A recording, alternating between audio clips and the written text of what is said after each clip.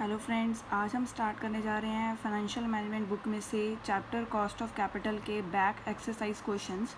सो हमारा first question है x limited issues 50,000 8% debentures of 10 each at a premium of 100 at a premium of 10%. The cost of flotation are 2%. The rate of tax applicable is of the company is 60%. Compute the cost of debt capital.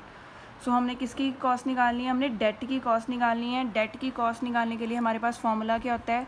KD हम कैसे निकाल सकते हैं? Interest 1 minus tax rate divided by net proceeds. तो सबसे पहले हमने क्या कैलकुलेट करना है? सबसे पहले हमने कैलकुलेट करना है इंटरेस्ट कैलकुलेट करना है। तो इंटरेस्ट हमारे पास कितना आएगा? हमारे पास 50,000 के डिबेंचर्स थे, फेस वैल्यू 10 है, तो टोटल हमारे पास डिबेंचर्स की कॉस्ट होगी 5 लाख। तो उसके ऊपर हमारे पास जो हमने इशू करे थे वो 8% उसका रेट है, 8% रेट है। तो हमारे पास इंटरेस्ट हमारे पास आ गया 40,000 का। अब हमने निकालनी है नेट प्रोसीड्स। नेट प्रोसीड्स हम कैसे निकालते हैं? हमारी जो टोटल कॉस्ट है वो है 5 लाख की, जो हमने इशू करे हैं वो 10% प्रीमियम पे करे हैं, तो टोटल हमने प्रीमियम ऐड कर दिया तो हमारी कॉस्ट बनेगी 5,50,000। उसमें से हमने क्या करनी है? 2% की जो फ्लोटेशन कॉस्ट है इशू करने पे हुई है, हमने 2% वो क्या कर देना है? लेस कर देना है। 5,50,000 का 2% हमारे पास बनता है, ये हमारे पास बनेगा 11,000। 11,000 हमने क्या कर देना है? उसमें से माइनस कर देना है। तो हमारे पास नेट कितना बचने का? 5,39,000 हमारे पास बच जाएगा। अब हमने यही वाली फिगर्स को फॉर्मूले में पुट करना है। इंटरेस्ट हमारा आया था 40,000, टैक्स रेट हमारे पास गिवन था 60%, तो 0.60 हो गया, और डिवाइडेड बाय हमने किससे करना है? नेट प्रोसीड्स के साथ हमने इसको डिवाइड कर देना है। तो हमारे पास टोटल कितना आ गया? 5,39,000। और जब हम इसको सॉल्व करेंगे, हम सॉल्व कैसे करेंगे? 40,000 इंटू 0.4, 40,000 इंटू 0.4 डिवाइडेड बाई 5,39,000। इसको आप डिवाइड करके आपके पास आपने 100 से मल्टीप्लाई कर देना है, आपके पास आंसर आएगा 2.96%। ठीक है। फिर आपके पास सेकंड क्वेश्चन है। सेकंड क्वेश्चन आपके पास है company issues 5,000 12% debentures of 100 each at discount of 5%।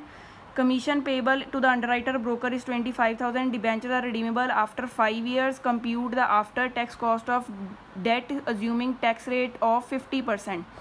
अब देखो आपने इसमें क्या करा है? आपके पास कौन से डिबेंचर्स हैं? रिडीमेबल डिबेंचर्स है। तो आपने क्या करना है? दूसरा फॉर्मूला लगाना है। मैंने आपको प्रीवियस वीडियोस में ये फॉर्मूलेस करवाए हुए हैं, आप वहीं से चेक कर सकते हो। यहाँ पे डिबेंचर्स कौन से हैं? रिडीमेबल डिबेंचर्स हैं। तो आपके पास सेकंड जो क्वेश्चन है उसमें फॉर्मूला क्या लगेगा? इंटरेस्ट 1 माइनस टैक्स रेट, फिर क्या करोगे? Plus redeemable value minus net proceeds divided by N whole divided by R V plus N P divided by 2। और अब आपके पास देखो इंटरेस्ट कितना बनता है? आपके पास थे 5,000 के डिबेंचर्स थे और फेस वैल्यू थी आपकी 100, तो टोटल आपके पास डिबेंचर्स कितने हो गए? 5 लाख के हो गए। और आपने जो डिबेंचर्स करे हैं वो 12% उसका रेट है, तो 5 लाख का 12% आप करोगे तो कितना होता है? 60,000 हो गया। 60,000 आपके पास आ गया इंटरेस्ट। उसके बाद टैक्स रेट आपको गिवन है 50%, इट मीन 0.5 हो गया। उसके बाद रिडीमेबल वैल्यू, रिडीम उन्होंने कुछ नहीं बताया, तो इट मीन्स वो रिडीम किस पे कर रहे हैं? पार पे ही कर रहे हैं, तो पार वैल्यू कितनी है? 5 लाख है।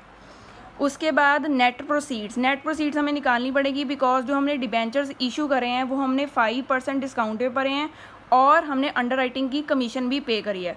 उसके लिए हम सबसे पहले क्या करेंगे? 5 लाख उसकी कॉस्ट लिखेंगे, दैट इज़ प्रिंसिपल अमाउंट लिखेंगे, उसमें से 5% उसकी लेस कर देंगे। 5% करेंगे, 5 लाख का 5% कितना होता है?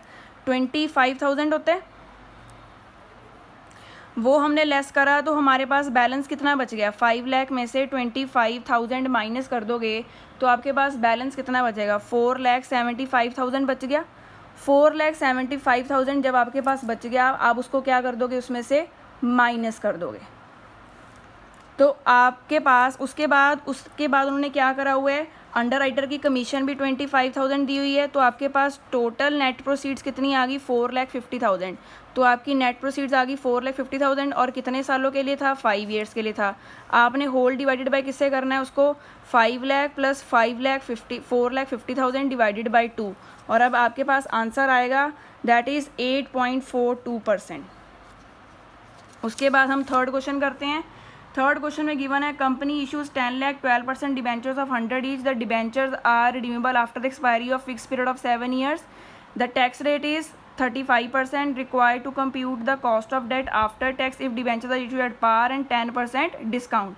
सबसे पहले उन्होंने पार पे करे हैं, फिर डिस्काउंट पे. ये भी कौन से डिबेंचर्स हैं? रिडीमेबल डिबेंचर्स है. तो फॉर्मूला सेकंड वाला ही लगना है. सेकंड वाला कौन सा फॉर्मूला है? देखो ध्यान से आपने देखना है. थर्ड क्वेश्चन हम कर रहे हैं तो फॉर्मूला कौन सा लगाना है? वही वाला लगाना है. Interest 1 minus tax rate plus RV minus NP divided by N whole divided by RV plus NP divided by 2. आपके पास अब देखो इंटरेस्ट कितना आ रहा है. ₹10 लाख के आपको दिए हुए हैं. ₹10 लाख है तो इट मीन्स अब आपने इसको 100 के फेस वैल्यू के साथ मल्टीप्लाई नहीं करना. ध्यान से देखो क्वेश्चन में आपको गिवन है ₹10 लाख. ₹10 लाख का मतलब है कि आपको डिबेंचर्स की अमाउंट पहले से ही दी हुई है. आपने अब इसको 100 से मल्टीप्लाई नहीं करना बिकॉज अब आपके पास रुपीज़ पहले से ही अमाउंट पहले से ही गिवन है.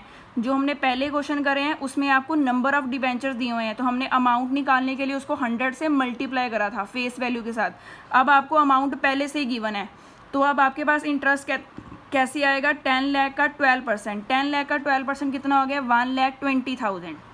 उसके बाद आपने क्या करना होता है? टैक्स रेट डालना होता है. 1 minus tax rate. Tax rate आपके पास कितना बनता है? 1.35. उसके बाद आपने क्या लिखना है? Redeemable value. रिडीमेबल वैल्यू कितनी है? वो आप रिडीम कर रहे हो एट पार पे. पार पे कर रहे हो तो सेम ही आ जाएगी 10 लाख. उसके बाद NP मीन्स आपने क्या करना है? नेट प्रोसीड्स निकालनी है. नेट प्रोसीड्स मतलब आपने जो इशू करे हैं वो किस पे करे हैं? इशू आपने किस पे करे हैं? 100 पे ही करे हैं. तो इसकी नेट प्रोसीड्स भी क्या आ गई? RV और NP दोनों सेम है. दोनों कितने कितने आ गए? 10 लाख के आगे.